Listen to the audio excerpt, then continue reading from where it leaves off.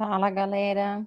Começando então, vamos retomar a nossa aula, né? É, da onde a gente parou, né? Que foi então na metade aí, né?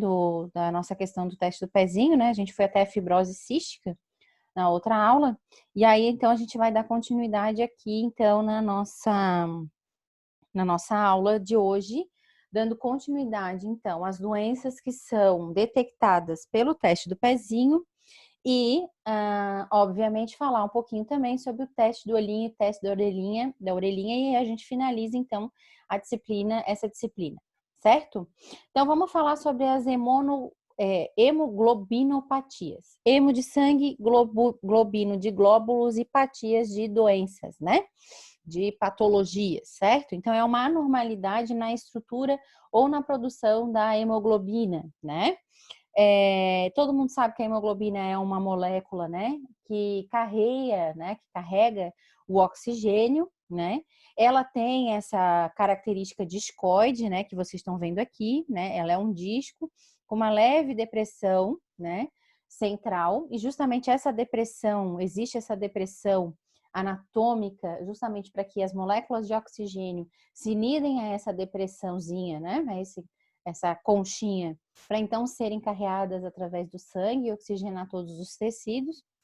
E, obviamente, qualquer anomalia que deforme, né, essa hemoglobina, como vocês podem ver aqui, né, essa foice que vocês estão vendo aqui, que não é o formato padrão, o formato ideal, ela vai realmente produzir anormalidades, né, e que podem trazer aí, então, algumas doenças, né, que podem trazer e que podem afetar o metabolismo, né, a própria oxigenação do tecido e tudo mais, né? Então, uma das maiores hemoglobinopatias é a anemia falciforme. Tem esse nome por causa dessa hemoglobina em forma de foice, né? Então, falciforme tem esse nome justamente por essa característica, né? Então, obviamente, aquilo que eu falei, né? Se a gente tem uma alteração desse glóbulo, ele vai carregar menos oxigênio do que as demais, né? E a anemia falciforme é deformar várias hemoglobinas. Então, elas são já desde lá da produção hematopoética, então, desde lá, quando elas são produzidas na medula, elas já saem com essa carinha. Então, saindo assim com essa carinha, elas já não conseguem carregar oxigênio de forma adequada, ou às vezes não conseguem nem carregar mesmo, né? E aí o que acontece é que a pessoa acaba tendo uma anemia, certo? Ah, quais são os sintomas, né, da anemia falciforme? Então, ela tem uma dor causada pela obstrução, né, de pequenos vasos. Essas foicetas, essas foices, elas tendem a se prender a qualquer pequeno obstáculo, né, ou qualquer aderência, né, qualquer ponto de aderência do vaso. Então, dos pequenos vasos, principalmente, são várias ramificações, acabam também tendo algumas obstruções. Então, a pessoa acaba tendo várias veias, aquelas varicosas que a gente observa bastante, né? Isso a gente já identifica na criança. Icterícia, né? Aquele amarelão, que é realmente o rompimento do glóbulo vermelho, e aí vai ter, então, o extravasamento da bilirrubina no plasma, deixando, então, né? Aquela característica que a gente já viu, né? Da icterícia, que a gente já olhou lá da hiperbilirrubinemia, né?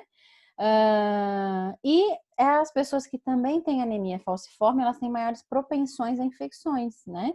Justamente porque né, debilita o sistema imunológico, né, ou debilita o sistema humoral, e aí, obviamente, a pessoa acaba ficando mais propensa, né?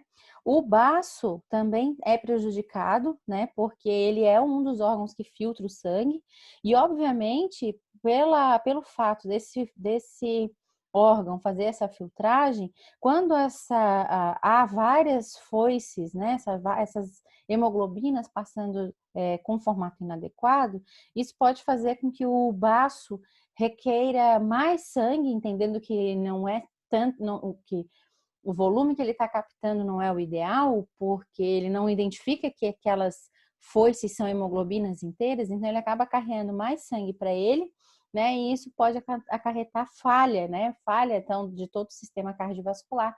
Isso pode levar o bebê a óbito, né? Então, isso é bem importante ser detectado justamente já no começo, justamente porque às vezes há necessidade, inclusive, de transfusão sanguínea, dependendo das situações, né? E só para questão de curiosidade, a anemia falciforme também é bastante comum nas pessoas de pele negra, né? De quem tem a raça, né? Da raça negra. Então, é importante também estar sempre atento à questão das anemias, né, nesse grupo, né, nesse grupo populacional, certo? Então, o tratamento é sintomático, né, justamente para que ela não há um tratamento específico para anemia, o que dá é melhorar os sintomas que a anemia causa, né? Prevenir, então, essas crises, né, quando o baço começa a roubar mais sangue e fazer colapso no sistema cardiovascular, prevenir as infecções, né? E, em algumas situações, quando muito grave, fazer então transplante de medula ou até transfusão de sangue, né? Certo? Deficiência da biotinidase. De todas as patologias que o teste do pezinho pode detectar, essa aqui é uma das que tem menor impacto, vamos assim dizer. Ela nem sempre é uma grande. Há um grande problema relacionado a isso, até porque ela tem tratamento, né? Então, como é a ausência de uma vitamina, né? A ausência da biotina, né? É só a gente fazer a reposição, certo? Então, mas obviamente, como é também uma patologia, vamos assim dizer, uma normalidade, uma deficiência,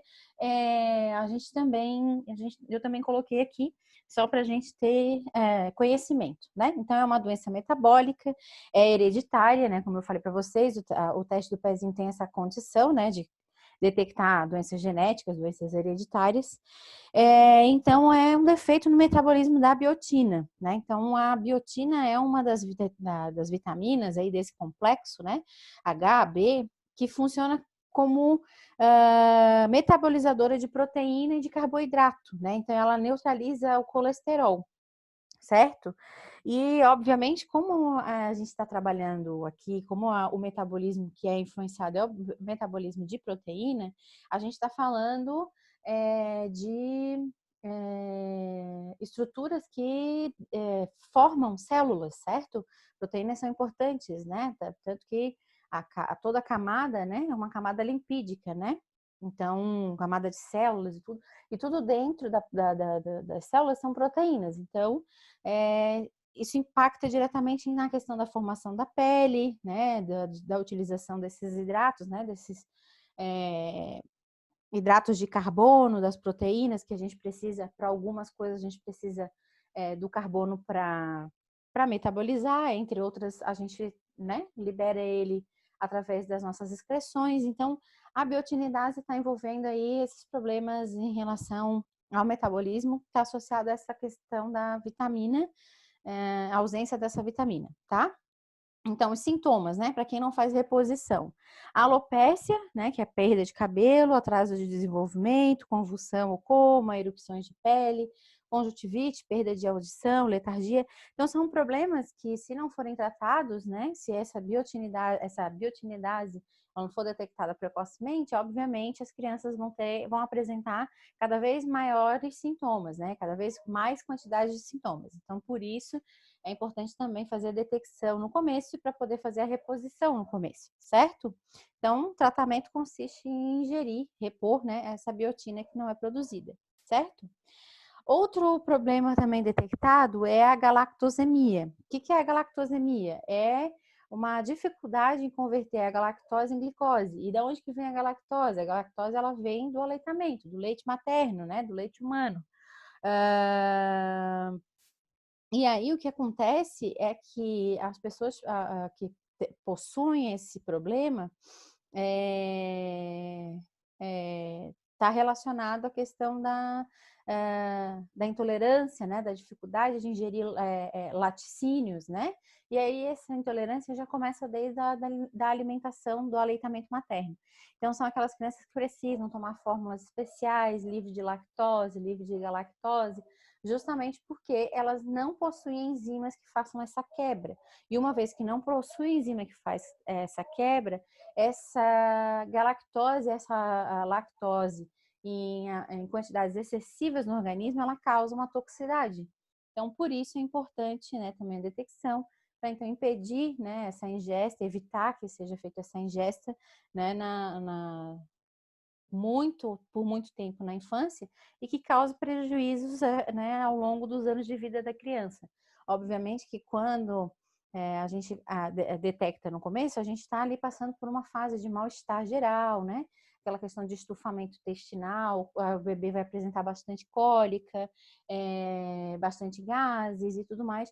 E aí, obviamente, o que a gente faz para tratar isso é retirar todos os alimentos que apresentem, então, a lactose e a galactose da dieta do bebê e da criança. Obviamente, essa criança, se ela voltar, retornar a comer laticínios, ela vai precisar da enzima, né?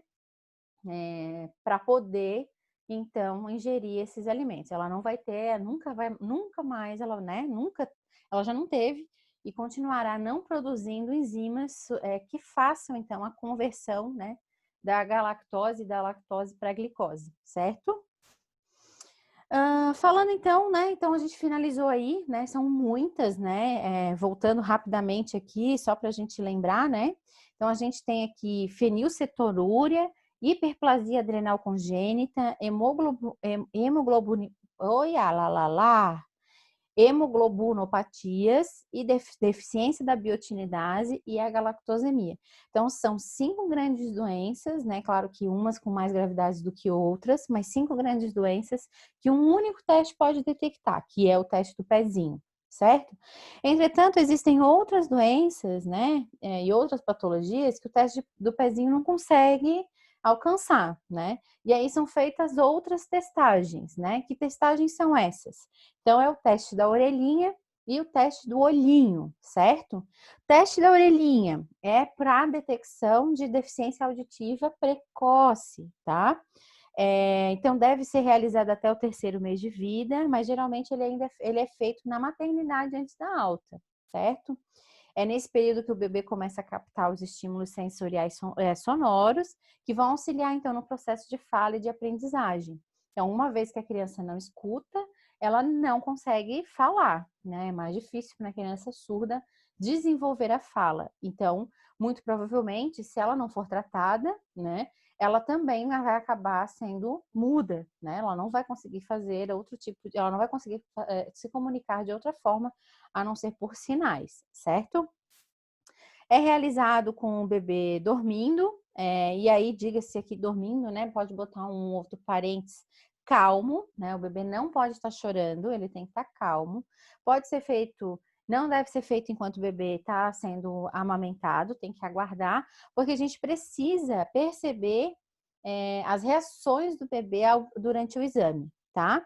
Então, pode ser então feito com o bebê dormindo, né, em sono natural, ele é indolor, não tem contraindicação e dura por cerca de 10 minutos, né? Nada mais é do que botar um fone de ouvido na orelha do bebê, tá? Então, às vezes, eles até podem chorar um pouquinho por se sentir incomodado da gente pegar na orelha, da gente introduzir aquele fonezinho no ouvido, mas não dói, tá? Diferente do teste do pezinho que leva uma picada, tá?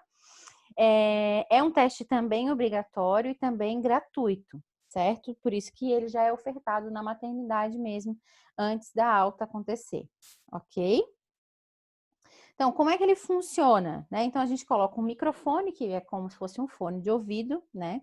E aí, o que a gente espera é que esse microfone, ele imita um som.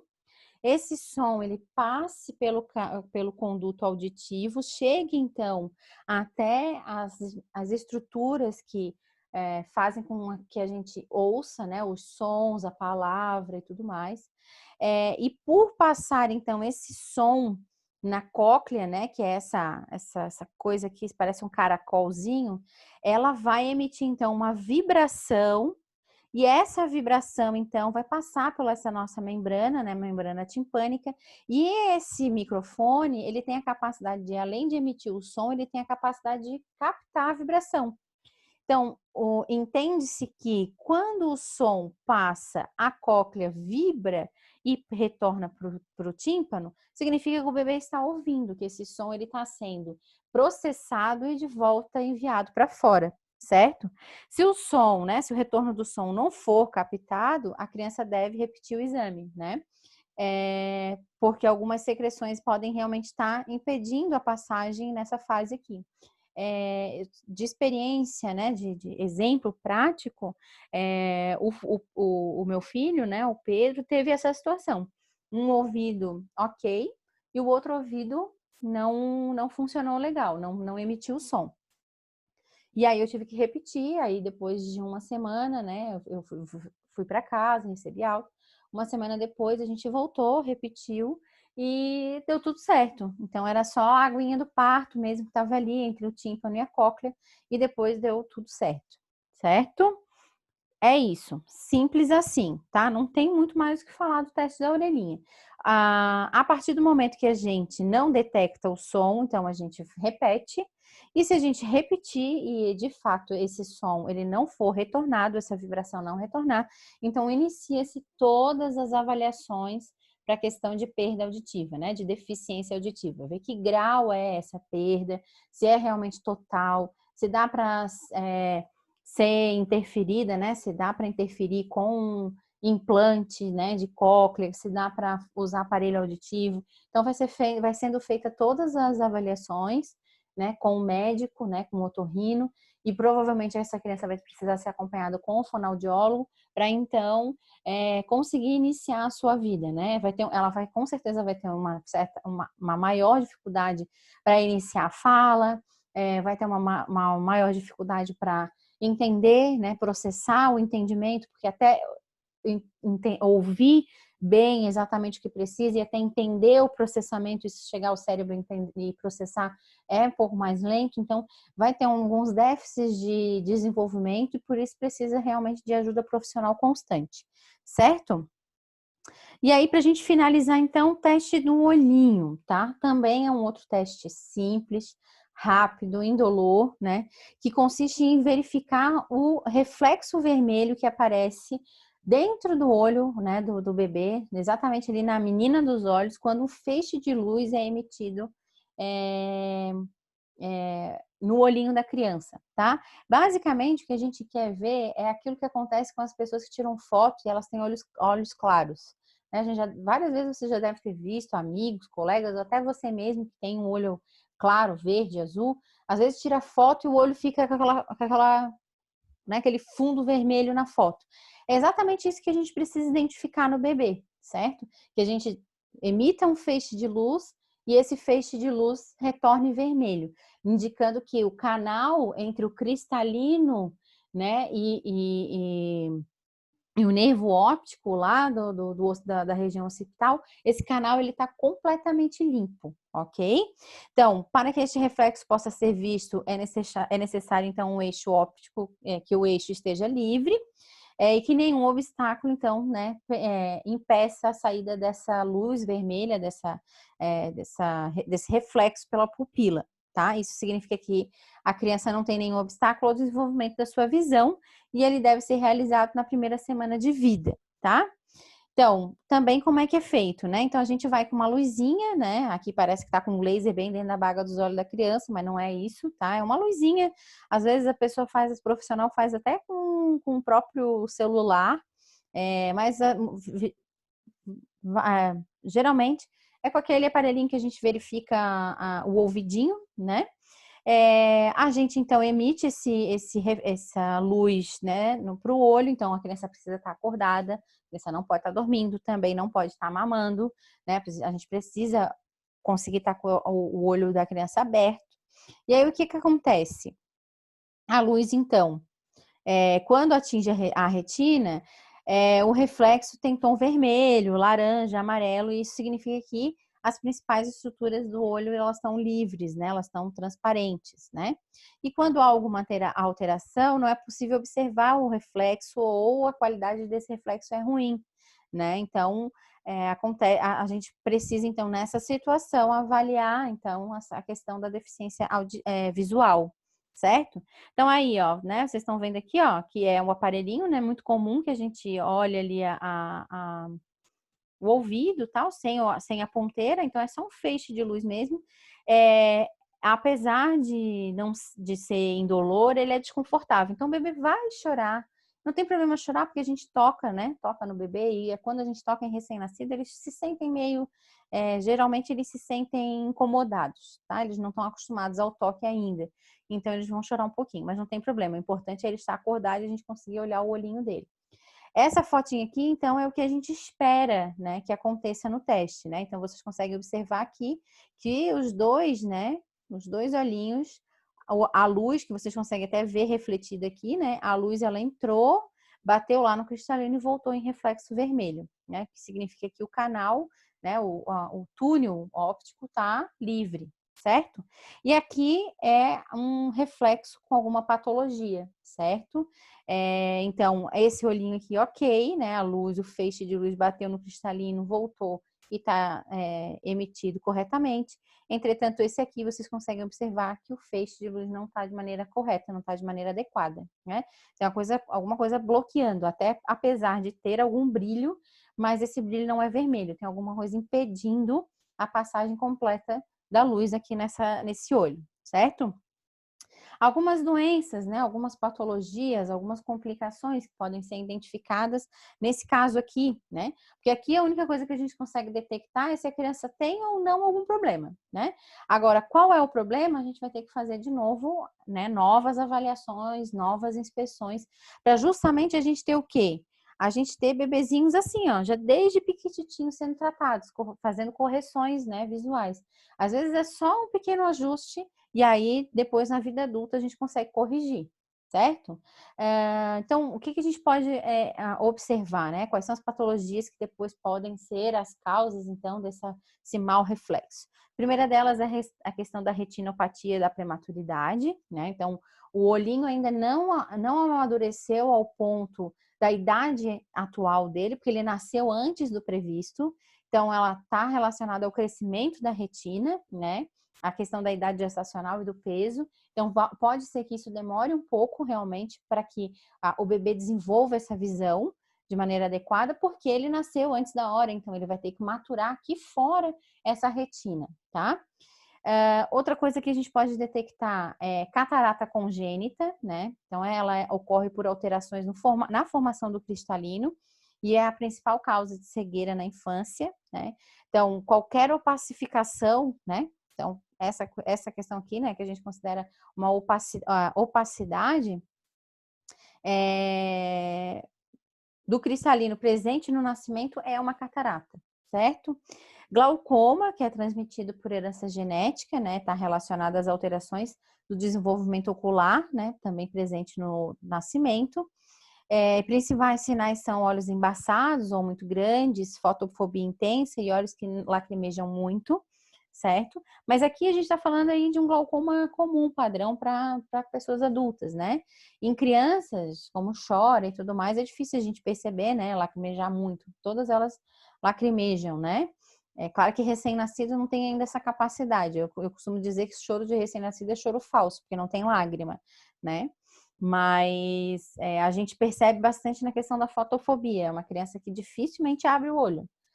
Mesmo quando ela está num momento confortável, calmo, por exemplo, mamando, não abre o olho por nada. E quando a gente abre algum feixe de luz no ambiente, ela tende a esconder o rosto, tá? De maneira instintiva, ela esconde o rosto. Outras coisas que a gente pode também detectar são traumas de parto, né? Em que situações? Principalmente as situações que são tratadas são os partos distóxicos, lembram? Aqueles partos que têm algum problema, alguma intercorrência, e aqueles que precisam de fórceps, né? Então, são traumas realmente que a gente acaba tendo que fazer para poder nascer o bebê, né? E a cegueira propriamente dito, certo? É isso, gente. É isso que a gente tinha para hoje. Também é uma aulinha rápida. Foi como eu falei para vocês. A gente ia encerrar, né? Ia fazer essa aulinha em duas frações. Então, hoje a gente encerra essa aulinha de hoje. E aí, a gente vai, então, para a interação hoje de noite. Para falar um pouquinho sobre isso, abordar um pouquinho esses assuntos. Quem tiver dúvida, ok? Então, espero vocês hoje às 19h45, tá bom? Um beijo grande!